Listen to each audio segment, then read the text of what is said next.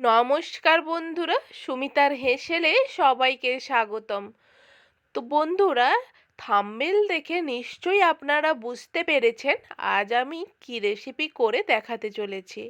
তো বন্ধুরা, আজ আমি আপনাদের করে দেখাবো চিংড়ি মাছের মালাইকারি। এই রেসিপি গরম ভাতে অথবা পোলাওর সঙ্গে দুর্দান্তভাবে জমে যাবে। তো চলুন আমি এটি কিভাবে বানাই দেখাই। প্রথমে আমি এখানে 200 গ্রাম চিংড়ি মাছ নিয়েছি এবং ভালোভাবে খোসা এবং মাথা বাদ করে দিয়ে পরিষ্কার করে ধুয়ে নিয়েছি। তাতে আমি দিলাম 1 চামচ লবণ এবং 1 চামচ হলুদ গুঁড়ো। ভালোভাবে আমি চামচটা দিয়ে ভালোভাবে মাখিয়ে রেখে দিব 20 মিনিট মতো। এখানে নিয়েছি একটা বড় সাইজের পেঁয়াজ, একটা মিডিয়াম টমেটো ও 3টে কাঁচা লঙ্কা, অল্প একটু আদা ভালো করে কুচিয়ে নিব। আর নিয়েছি একটা বড় সাইজের নারকেল কুড়ে তার থেকে দুধটা নিংড়ে বের করে নিয়েছি। কড়াই গরম করতে দিয়ে দিলাম, তাতে দিলাম 3-4 চামচ মতো সাদা তেল এবং তাতে আমি ম্যারিনেট করে রাখা চিংড়ি মাছগুলো ভালো করে দিয়ে দিচ্ছি এবং ফ্লেমটা খুব হাই রাখতে হবে, যেন চিংড়ি মাছটা বেশিক্ষণ ভাজা যাবে না, ভাজলে শক্ত হয়ে যাবে। দেখুন বন্ধুরা, আমার এক পিঠ হয়ে গেছে, আমি অপর পিঠটা এইভাবে ওলটপালট করে দিচ্ছি। এখানে সবগুলো বড় সাইজ নেই, ছোট ছোট সাইজেও আছে কিছুটা। আমার চিংড়ি মাছ ভাজা হয়ে গেছে মিডিয়ামভাবে, তো আমি ভালো একটা পাত্রে তুলে রাখছি।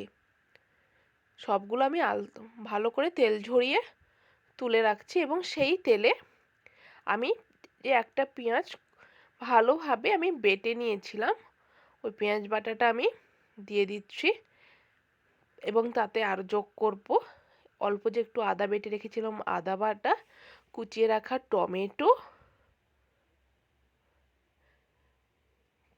এবং 3টে কাঁচা লঙ্কা আমি চিড়ে নিয়েছি এবং ভালোভাবে এটি আমি কষিয়ে নিব বেশ 5 থেকে 7 মিনিট একেবারে লো আঁচে। যতক্ষণ না আমার মশলা থেকে তেল ছাড়ছে আমি ততক্ষণ এই মশলাটা ভালোভাবে কষিয়ে নিব। তো বন্ধুরা, এই রেসিপিটি আপনি বাড়িতে একবার অবশ্যই ট্রাই করে দেখবেন। দেখুন বন্ধুরা, তাতে আমি দিয়ে দিলাম 1 চা চামচ হলুদ গুঁড়ো এবং 1 চা চামচ লবণের গুঁড়ো। অসাধারণের টেস্ট হয় এবং ভালোভাবে আমি হাতা দিয়ে আবার কষিয়ে নিব। এরপর যোগ করব 1 চা চামচ চিনি এবং আবার আমি কষিয়ে নিব চিনি থেকে জল যত ছাড়ছে ততক্ষণ পর্যন্ত। এরপরে আমি এতে যোগ করব নারকেলের দুধ।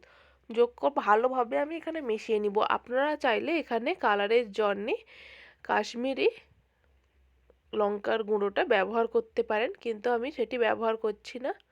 আমি এখানে শুধু হলুদ ব্যবহার করছি আর কাঁচা লঙ্কা ব্যবহার করছি। আর এখানে প্রায় 50 গ্রাম মতো আমি টক দই ভালোভাবে ফিটিয়ে নিয়েছিলাম, টক দইটা অ্যাড করছি এবং টেস্টটা দ্বিগুণ করার জন্যে। আপনারা চাইলে এটি নাও দিতে পারেন এবং ভালোভাবে, যেহেতু দুধটা গরম আছে, ভালোভাবে সঙ্গে সঙ্গে খুব ভালোভাবে দইটা গ্রেভির সঙ্গে মাখিয়ে নিতে হবে। এই দেখুন, তারপরে আমি দিয়ে দিলাম ভেজে রাখা চিংড়ি মাছগুলো এবং ভালোভাবে আমি নাড়াচাড়া করে দিব এবং ফুটতে দিব যতক্ষণ না আমার বেশ গ্রেভিটা একটু থকথকে ভাব না আসে, ততক্ষণ আমি একটু ফুটিয়ে নিব এবং ফ্লেমটা খুব হাই রাখতে হবে। এই সময় দেখুন খুব গ্রেভিটা চলে এসছে একেবারে, এবং গরম গরম পরিবেশন করুন পোলাও অথবা গরম ভাতে। অসাধারণ স্বাদের চিংড়ির মালাইকারি। বন্ধুরা, এই রেসিপিটি আপনারা একবার করে দেখুন, সবাই পছন্দ করবে, ছোট থেকে বড়। তো বন্ধুরা, বাড়িতে অবশ্যই এইভাবে একবার রেসিপিটি তৈরি করে দেখবেন এবং কমেন্ট করে আমাকে জানাবেন কেমন হলো বন্ধুরা। ধন্যবাদ বন্ধুরা।